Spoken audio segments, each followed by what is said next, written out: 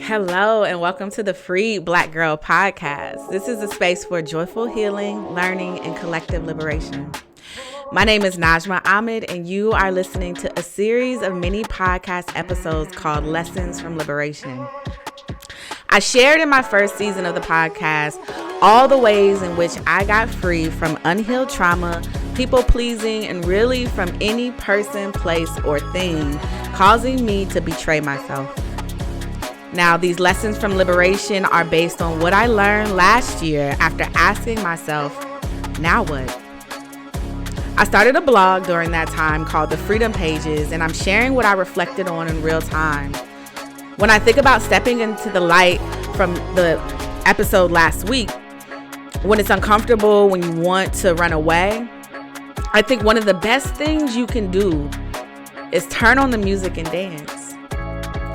Let the fear and blocked emotions move through you. Let it regulate you and your body. Let it tell you the stories of your ancestors. Be present and see yourself, feel yourself in the music. Let's jump into this week's lesson. Ever since I can remember, music has been my safe place, my happy place, the space that allows me to transcend. If you're like me, you probably remember being a kid in the backseat of a car, staring out the window like you were in a whole music video, or sitting on the floor surrounded by your mom's or dad's vinyls, Song in the Key of Life, Isley Brothers, Anita Baker, Bob Marley. I still wonder how Columbia House ever made any money. I used to order cassette tapes, I'm that old, then CDs, 12 for 99 cents, and never paid a dime. I'd rig my boombox with paper stuffed into cassette tapes to record the top 8 at 8 countdown off the radio. Those moments are burned into my memory. I still remember what songs were playing when life felt chaotic at home. The miseducation of Lauryn Hill made me feel seen for the first time. As a little Muslim black girl with locks, hearing her reference making salat like a Sunni. Music was everywhere in my life. I sang in choir from elementary school all the way through college. I still remember the melodic call of the azan before prayer at the mosque. Whenever I saw a piano at my aunt's church, I was drawn to it like a magnet. I'd sit at the keys and just play, make up my own melodies, repeat a sound I liked over and over again until it felt right in my body. I tried the trumpet in middle school and, of course, mastered the recorder like every other 90s kid. I filled book after book with burned CDs. My iPod was packed with thousands of songs. Once I loved a song, I blasted on repeat until it lived inside of me, and still. But it wasn't until the pandemic that I began to understand how deeply I wanted to actually create music. Watching the movie Soul during lockdown changed me spiritually, emotionally, artistically. The questions it raised about purpose, passion, and creativity resonated so deeply with me. I ordered an electric piano soon after I saw that movie. We were all in the house, so I had nothing but time. I taught myself how to play some of my favorite songs, some Nina Simone, some Stevie Wonder, Outkast, pieces of songs. The joy it brought me was immediate. I was fully present. I wasn't thinking about all the chaos happening in the world at that time. Looking back, I see that it was around then that I birthed my first business as well. Playing piano opened something in my brain. It was a portal of creativity, of self-trust, and the power of creation. Eventually, the demands of my business that I had created pulled my attention away from playing music, but I never fully left it. I actually put a picture of a piano on my vision board that year, hanging right above my altars, as if to remind me, come back to the sound. So I did. I did it differently this time. I stopped trying to play perfect covers. I let go of the anxiety, the perfectionism, the pressure to perform. Instead, I started improvising like I used to as a kid. My hands went instinctively to the black keys. I closed my eyes and let my fingers move and felt myself kind of leave my body. The Black Keys became my meditation, my spiritual practice. It didn't need to be polished. It needed to be felt.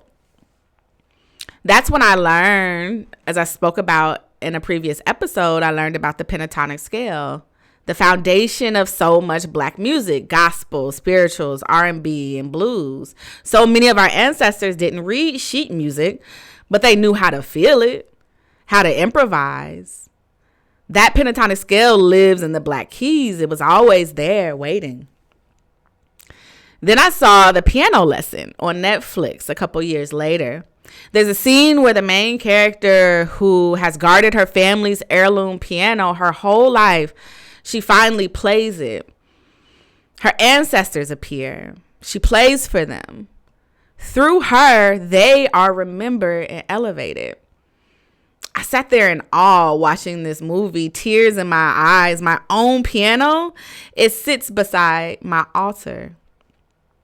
My ancestors have been calling me through music this whole time. Not long after, during the media deprivation week that I spoke about in the prior episode, a couple episodes ago, from when I was reading The Artist's Way, and I bought the toy ukulele from Five Below, and I strummed it and felt that familiar spark, that moment led me to buy a guitar. I've never taken a formal guitar lesson. I watched videos, experimented with tunings, and again, landed on the pentatonic scale because it lives in the blues, it lives in souls, it lives in the hands of self-taught musicians, and apparently in mine. Then came the movie Sinners.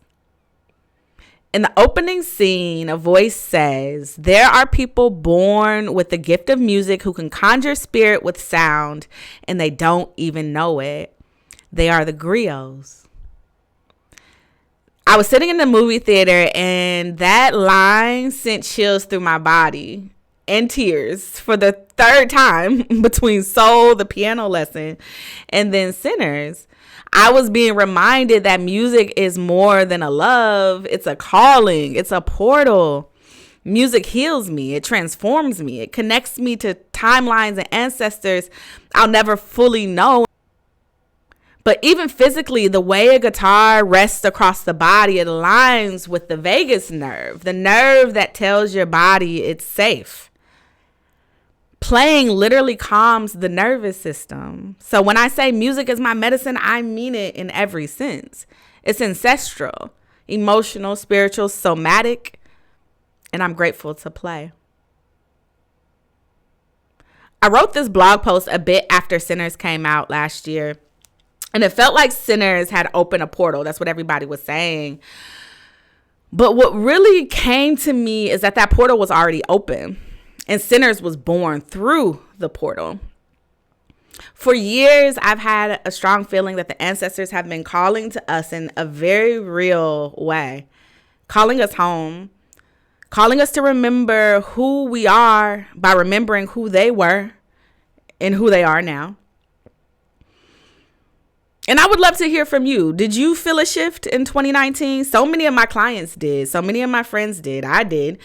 Before the pandemic even began, I had started therapy, and I'm so grateful. I don't know what I would have done or what would have happened if I hadn't already had a year of therapy under my belt before spending a pandemic alone. A large part of what saved me during the pandemic was music. D-Nice saved my sanity. I was in club quarantine every time that notification popped up. The joy, the community, even while we were separate. But the portal had opened in 2019. Then the pandemic, it accelerated everything. It flipped our lives upside down. It forced us to be still, to go within, to look at who we really are, to look at who society has always been, how sick it is, literally and figuratively. And none of this is by accident. We needed it. The ancestors knew what was coming, that we had to go within so that we could create again. A new world needed to be birthed. Music unlocked my inner creator at every step. When I started playing piano, I got the idea for my first business, this Chisholm Group. When I returned to the piano, I started my podcast. When I read The Artist's Way and picked up the guitar, it unlocked a whole new level of creativity. I've been producing for others, creating digital art, writing a blog. I've written in my journal almost every single day for the past year.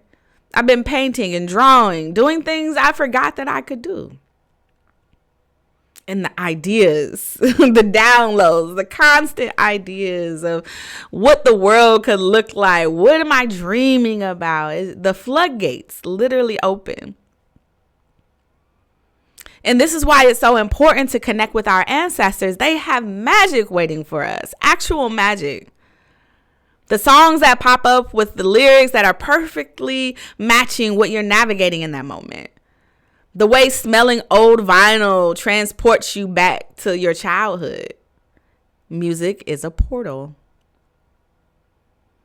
A few months ago, I looked at my Ancestry DNA traits. I've been researching my ancestry for, almost 15 years now. So I've taken almost every Ancestry DNA from African Ancestry, 23andMe, Ancestry.com. I'm absolutely probably going to have a robot clone in the next 10 years that I didn't sign up for, but hindsight is indeed 2020. But I looked at my Ancestry DNA traits and it said I'm more likely to play music by ear, and it said that I'm likely to play an instrument, which I found intriguing, right? And so then I kind of fell down this rabbit hole and I was looking at my other results on there, and it said that on my maternal line, 10% of my DNA traces back to Mali, the country in Africa, in West Africa. When I saw that, the first thing that popped into my head was Mali music. So I followed that thread. And I learned that Mali is home to the griot. Of course it is. A griot is a hereditary storyteller, oral historian, a musician, a social mediator, a living archive of the community. They preserve genealogies and history. They serve as diplomats. They're present at births and weddings and funerals. Mali's musical heritage is considered a cradle for Black American music, especially the blues and jazz. Traditional Malian music uses the pentatonic scale, and a surprise to no one, which is the building block of the blues. String instruments like the kora and the ngoni were natural precursors to the guitar. The banjo is also a descendant. Early bluesmen have been described as transplanted griots, recording the struggles and the stories of their communities through song. And again, when I read that, I gasped and I teared up.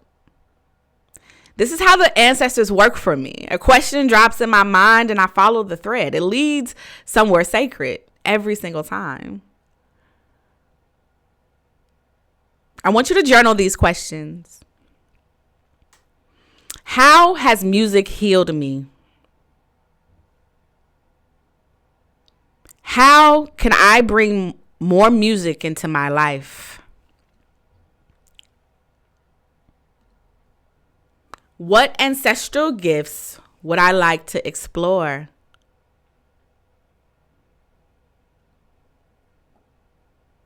Where am I feeling nudges to be more creative?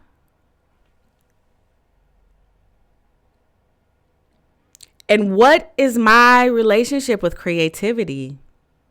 And how can I nurture it more? Thank you for listening. Go ahead and hit like and subscribe. Leave me a comment and a 5-star review wherever you get your podcasts.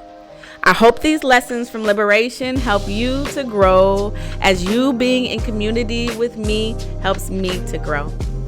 As always, I want this to be a conversation. Leave me a comment. What is one new creative thing you want to try?